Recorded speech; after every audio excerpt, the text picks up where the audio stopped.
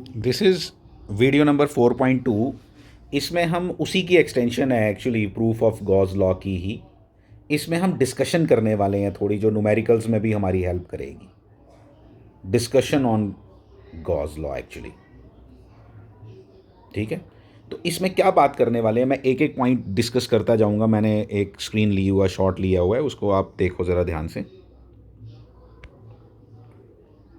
What is this? For your knowledge. For your knowledge means कि जो numericals में हमारे काम आएगा, और थोड़ी एक्स्ट्रा चीज़ें जो वो cover. Gauss law is valid for any closed surface of any shape. मतलब कि सिर्फ स्फीयर के लिए हमने प्रूव, तो सिर्फ स्फीयर के लिए किया, तो स्फीयर के लिए प्रूव किया, लेकिन ये किसी भी क्लोज्ड शेप के लिए वैलिड है। इसको मैं एक दूसरे ढंग से भी बताने की कोशिश करता हूँ। जैसे आपको मालूम है स्फीयर का सॉलिड एंगल कितना है? 4π रेडियंस। 4π रेडियंस। याद रखो, किसी भी क्लोज्ड फिगर का, ये भी काम आएगा आपके, किसी भी क्लोज्ड फिगर का of any shape, of any random shape. Of any random shape का मतलब, जैसे वो आपने देखा है वो जो आटे का पेड़ा बनाते हैं जैसे हम, तो वो रैंडम शेप का बनता है ना, जिस समय हमने हाथ में ऐसे उसको ऐसे बिल्कुल ऐसे अपनी मुट्ठी में बंद कर लिया, तो कितनी अजीब सी शेप बनती है। वैसी शेप की बात कर रहा हूँ, बिल्कुल closed shape of any shape. उन सब का याद रखोगे आप याद रखोगे कि उसका ये जो सॉलिड एंगल है, that is always 4π radians, steradians. जिस तरह से plane angle, angle subtended by, कल थोड़ी सी बात की थी मैंने इसके बारे में, angle subtended by circle is 2π, 360 degrees.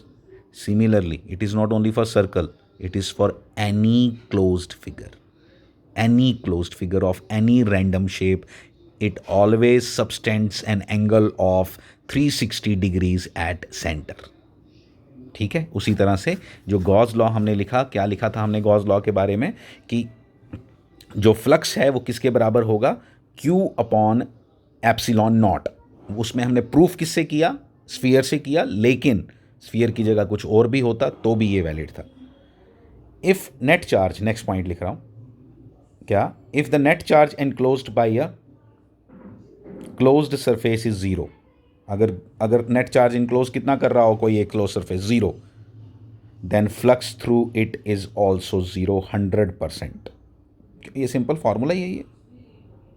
अगर कभी flux through a close surface अगर जीरो गिवन है, तो सम बोलना उसके अंदर कोई चार्ज नहीं है, उसके अंदर नेट चार्ज जीरो है, उसके अंदर नेट चार्ज, यस इंपॉर्टेंट है net charge. This is also important कि नेट चार्ज जीरो नहीं है। नो नो नो, मैंने गलत बोला। क्या?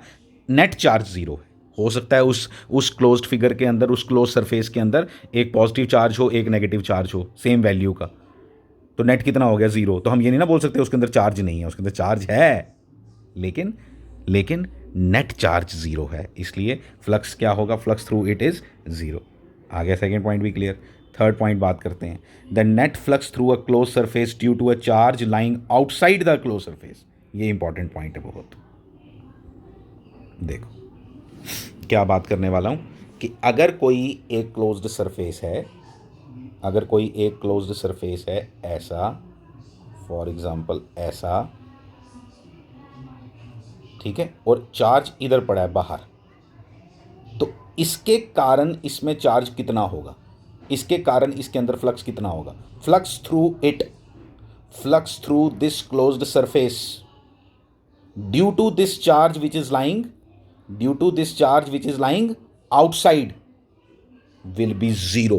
Remember it, just remember it, this is very very important, कि नेट फ्लक्स कितना होगा इसके अंदर से? Zero, because of this charge. तो फिर हमने अभी तक क्या पढ़ा? क्यू अपॉन वो जो क्यू था, इसीलिए मॉडिफाई करता हूं मैं इसी स्टेटमेंट को, phi E is equal to Q in upon epsilon not. Q in मतलब net charge enclosed by the closed surface. ठीक है, चलें आगे, और न्यूमेरिकल्स करेंगे, क्लियर हो जाएगा ये। अगला पॉइंट क्या है? अगला पॉइंट है the charge Q appearing in the Gauss theorem includes the sum of the charges located anywhere inside, anywhere जरूरी नहीं है सेंटर पे होना चाहिए। जब हमने प्रूफ किया तो हमने किसके साथ किया, हमने कहा कि वो कहाँ होना चाहिए, सेंटर में। हमने जब प्रूफ किया तो हमने सेंटर पे लिया अपनी कैलकुलेशंस को सिंपल बनाने के लिए। बट मैंने बोला ना, गॉस लॉ के प्रूफ को करते टाइम स्फीयर लिया मैंने, फिर बोला कोई भी शोल ले लो। हमने चार्ज कहाँ लिया, सेंटर पे लिया अपनी कैलकुलेशन को सिंपल बनाने के लिए, क्योंकि इलेक्ट्रिक फील्ड कांस्टेंट नहीं आता तो उसको सरफेस इंटेग्रल के बाहर कैसे निकालते, तो सरफेस इंटीग्रल के बाहर नहीं निकालते तो हमारा काम मुश्किल हो जाना था। तो प्रूफ को सिंपल बनाने के लिए हमने जो सब किया, फिर मैंने क्या बताया कि सिर्फ प्रूफ के साथ नहीं स्टिक रहो, और कुछ पॉइंट्स अपने साथ साथ नोट करते जाओ। क्या बोला मैंने, जो चार्ज अगर बाहर हो, सरफेस से बाहर हो, तो उसके कारण flux through a close surface is zero.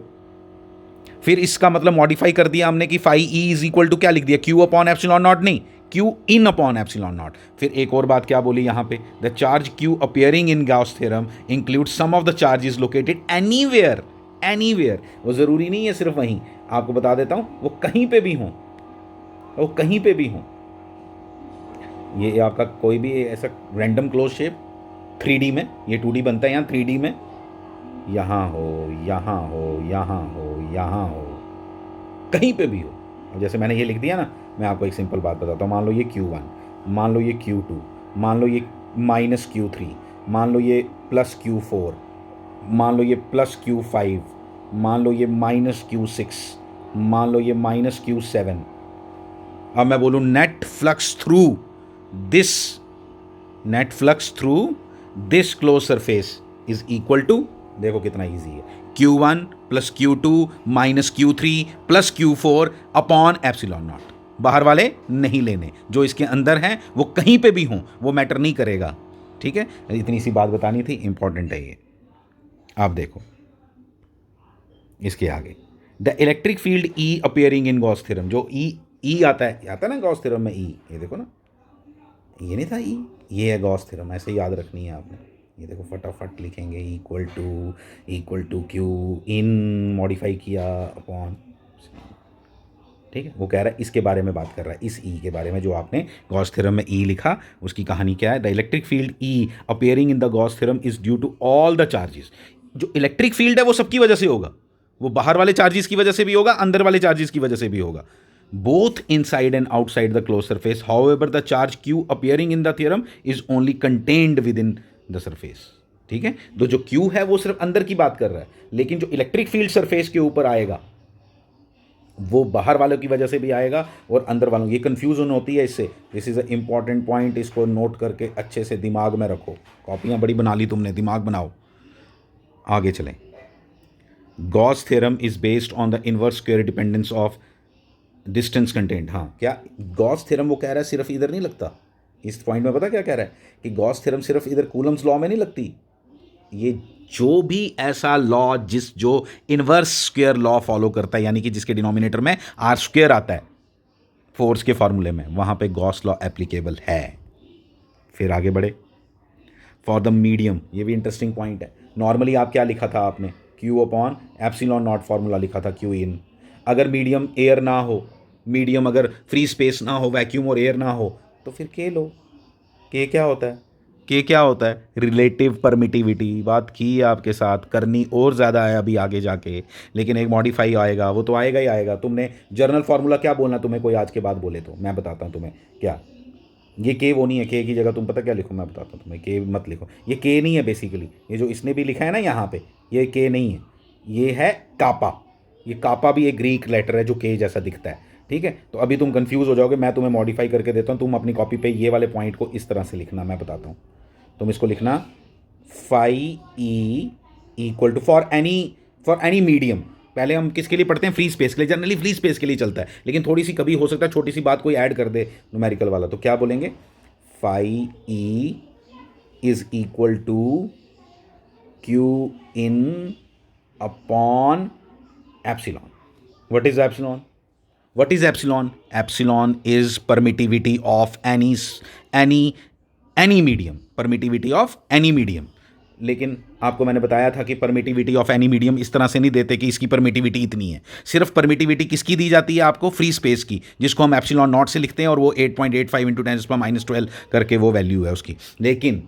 लेकिन अगर इसकी वैल्यू कैसे दी जाती है? अगर इसी एप्सिलॉन को क्या लिखेंगे, देखो मैं बताता हूँ, इसको लिखेंगे Q in divided by epsilon r epsilon naught. ये पहले भी आपको पढ़ाया है, कोई नई बात नहीं है। एप्सिलॉन आर की वैल्यू वाटर के लिए तुम्हें बताई भी थी 80 है, वाटर के लिए तुम्हें बताई भी थी 80 है, वाटर के लिए याद रख लो। तो ये गॉस थ्योरम थोड़ी सी मॉडिफाई कर दी अगर मीडियम चेंज कर दे कोई तो। Thank you. इसके आगे मैं बताता हूँ एक चीज़ और है, इसके आगे और है, ये देखो गॉसियन सरफेस। ठीक है, मैंने डेफिनेशन लिख दी है, ये इंपॉर्टेंट है बोर्ड के पॉइंट ऑफ व्यू से। डेफिनेशन मैंने इसलिए यहाँ लिख दी है डेफिनेशन, आप इस डेफिनेशन को लर्न कर लो। Any hypothetical closed surface enclosing a charge is called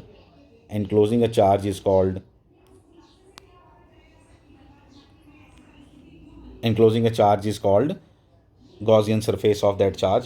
ठीक है, ये क्या है, जैसे मैं आपको बताता हूँ, इसमें हम लोग क्या किया करेंगे, अब आगे जाना हमें जैसे बोला जाएगा, अभी जब एप्लीकेशन पढ़ेंगे वहाँ ये काम आएगा, मैं आपको बता दूंगा वहाँ पे क्या काम आएगा। मैं इस वीडियो में कवर नहीं करता ये, क्योंकि जब तक इसको देखोगे नहीं ना आप एप्लीकेशन में, तब तक समझ नहीं आएगा। तो इसके ऊपर डिटेल्ड बात करूँगा, लेकिन अपनी कॉपी पे ये डेफिनेशन इतनी इंपॉर्टेंट है, 1 नंबर 2 नंबर के लिए आ सकती है। What is Gaussian surface?